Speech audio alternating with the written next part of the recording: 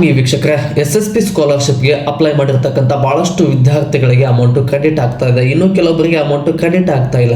ಯಾಕೆ ಕ್ರೆಡಿಟ್ ಆಗ್ತಾ ಇಲ್ಲ, ಯಾವಾಗ ಕ್ರೆಡಿಟ್ ಆಗುತ್ತೆ, ಕ್ರೆಡಿಟ್ ಆಗಬೇಕು ಅಂದರೆ ನೀವು ಏನು ಮಾಡಬೇಕು ಅನ್ನೋದ್ರ ಬಗ್ಗೆ ಸಂಪೂರ್ಣವಾಗಿ ತಿಳಿಸ್ಕೊಡ್ತೀನಿ.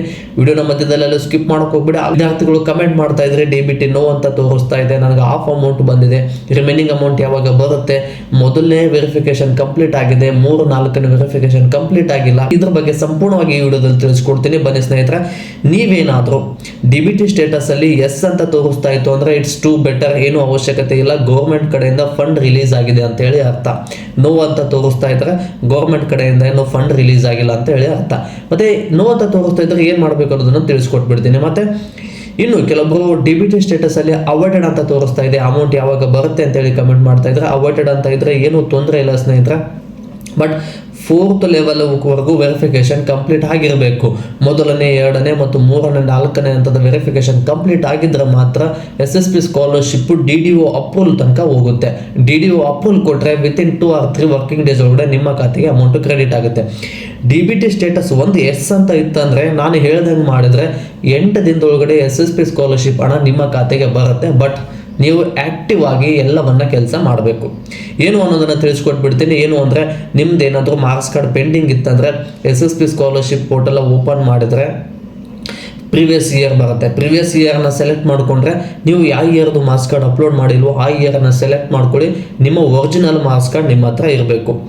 ಒರಿಜಿನಲ್ ಮಾರ್ಕ್ಸ್ ಕಾರ್ಡನ್ನು ತಗೊಂಡು ಅದನ್ನು ಸ್ಕ್ಯಾನ್ ಮಾಡಿ 2 MB ಕಡಿಮೆ ಇರುವಂಥದ್ದನ್ನು ಅಪ್ಲೋಡ್ ಮಾಡಿ ಆಯಿತು ಅಂದರೆ 2 ವರ್ಕಿಂಗ್ ಡೇಸ್ ಒಳಗಡೆ ಮಾರ್ಕ್ಸ್ ಕಾರ್ಡ್ ಅಪ್ಲೋಡ್ ಕಂಪ್ಲೀಟ್ ಆಗುತ್ತೆ.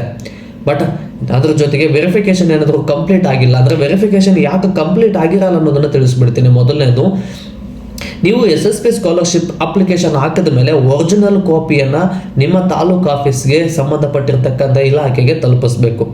ಅದೇನಾದರೂ ಒರಿಜಿನಲ್ ಕಾಪಿ ಏನಾದರೂ ಅವ್ರಿಗೆ ತಲುಪಿಲ್ಲ ಅಂದರೆ ವೆರಿಫಿಕೇಶನ್ ಕಂಪ್ಲೀಟ್ ಆಗೋದಿಲ್ಲ. ಬಟ್ ವೆರಿಫಿಕೇಶನ್ ಕಂಪ್ಲೀಟ್ ಆಗಲಿಲ್ಲ ಅಂದರೆ ಈ SSP ಸ್ಕಾಲರ್ಶಿಪ್ ಹಣ ಬರೋದಿಲ್ಲ. ವೆರಿಫಿಕೇಶನ್ ಕಂಪ್ಲೀಟ್ ಆಗಬೇಕು ಅಂದರೆ ಏನು ಮಾಡಬೇಕು, ಒಂದು ನೀವು ಗಮನದಲ್ಲಿಟ್ಕೊಳ್ಳಿ, ನಿಮ್ಮ ಫಿಸಿಕಲ್ ಕಾಪಿ ತಾಲೂಕು ಆಫೀಸ್ಗೆ ಅಂದರೆ ಅಪ್ಲಿಕೇಶನ್ ಹಾಕಬೇಕಾದ್ರೆ Aadhaar card, marks card, PAN card, ಇದ್ರ ಜೊತೆಗೆ ಎಲ್ಲ ಡಾಕ್ಯುಮೆಂಟ್ಸನ್ನು, ಸ್ಕೂಲ್ TC, ಈ ಎಲ್ಲ ಡಾಕ್ಯುಮೆಂಟ್ಸ್ ಏನು ಕೊಟ್ಟಿರ್ತೀರಲ್ಲ ಈ ಡಾಕ್ಯುಮೆಂಟ್ಸು ತಾಲೂಕು ಆಫೀಸ್ಗೆ ತಲುಪಿದೆಯೋ ಇಲ್ಲೋ ಅನ್ನೋದನ್ನು ಕನ್ಫರ್ಮ್ ಮಾಡ್ಕೊಳ್ಳಿ.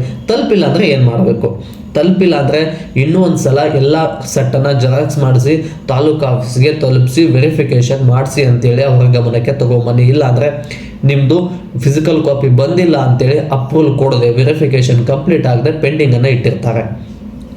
ಮತ್ತು ಒಬ್ರು ಕೇಳ್ಬೋದು, ಈಗ ನಂದು ಒರಿಜಿನಲ್ ಡಾಕ್ಯುಮೆಂಟ್ಸು ಕೂಡ ಕೊಟ್ಟಿದ್ದೀನಿ, ತಾಲೂಕು ಆಫೀಸ್ಗೂ ಕೂಡ ತಲುಪಿದೆ ಅನ್ನೋರು, ಆದರೂ ವೆರಿಫಿಕೇಶನ್ ಕಂಪ್ಲೀಟ್ ಆಗಿಲ್ಲ ಅಂದರೆ ಏನು ಮಾಡಬೇಕು, ನಿಮ್ಮ ಮೊಬೈಲ್ ನಂಬರ್ಗೆ ಲಿಂಕ್ ಇರುವಂಥ ಮೊಬೈಲ್ ನಂಬರ್ ಅಂತ ಅಂದರೆ SSP ಸ್ಕಾಲರ್ಶಿಪ್ ಅಪ್ಲೈ ಮಾಡಬೇಕಾದ್ರೆ ಯಾವ ಮೊಬೈಲ್ ನಂಬರನ್ನು ಕೊಟ್ಟಿರ್ತೀರಲ್ಲ ಈ ಮೊಬೈಲ್ ನಂಬರಿಂದ ನೀವು 1902ಗೆ ಕಾಲ್ ಮಾಡಿ ಈ ರೀತಿ ವೆರಿಫಿಕೇಶನ್ ಕಂಪ್ಲೀಟ್ ಆಗಿಲ್ಲ, ವೆರಿಫಿಕೇಶನ್ ಮಾಡಿಸಿ ಅಂತ ಹೇಳಿ.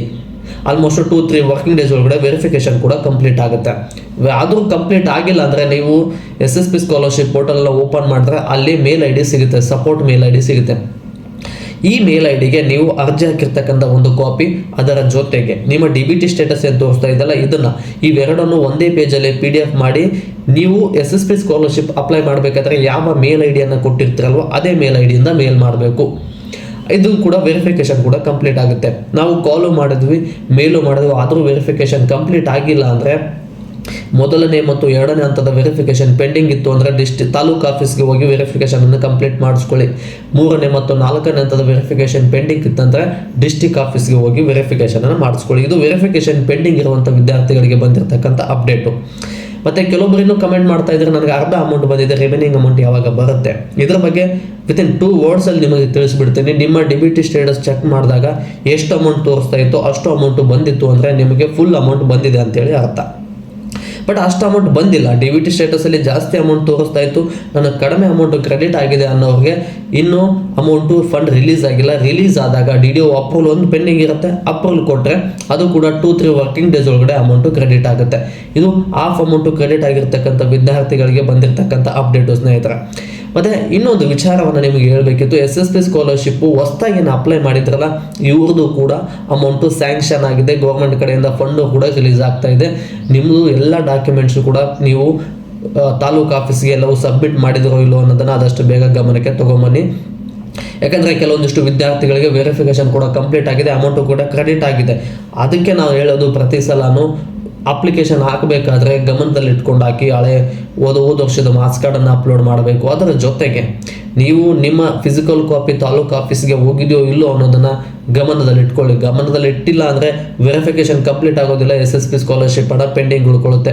ಇದು SSP ವಿದ್ಯಾರ್ಥಿಗಳಿಗೆ ಬಂದಿರತಕ್ಕಂಥ ಅಪ್ಡೇಟ್ ಸ್ನೇಹಿತರೆ. ಮತ್ತು ಇದೇ ರೀತಿಯಾಗಿ ನಾನು ಹೆಚ್ಚಿನ ವಿಡಿಯೋ ಮಾಡಲು ನಿಮ್ಮ ಪ್ರೋತ್ಸಾಹದ ಅವಶ್ಯಕತೆ ಇದೆ. ಈ ಪ್ರೋತ್ಸಾಹನ ವಿಡಿಯೋಗೆ ಲೈಕ್, ಶೇರ್, ಕಮೆಂಟ್, ಸಬ್ಸ್ಕ್ರೈಬ್ ಮಾಡೋದ್ರ ಮೂಲಕ ಸಪೋರ್ಟ್ ಮಾಡಿ ಅಂತ ಹೇಳ್ತಾ ಮತ್ತೆ ಮುಂದಿನ ವಿಡಿಯೋದಲ್ಲಿ ಸಿಗೋಣ.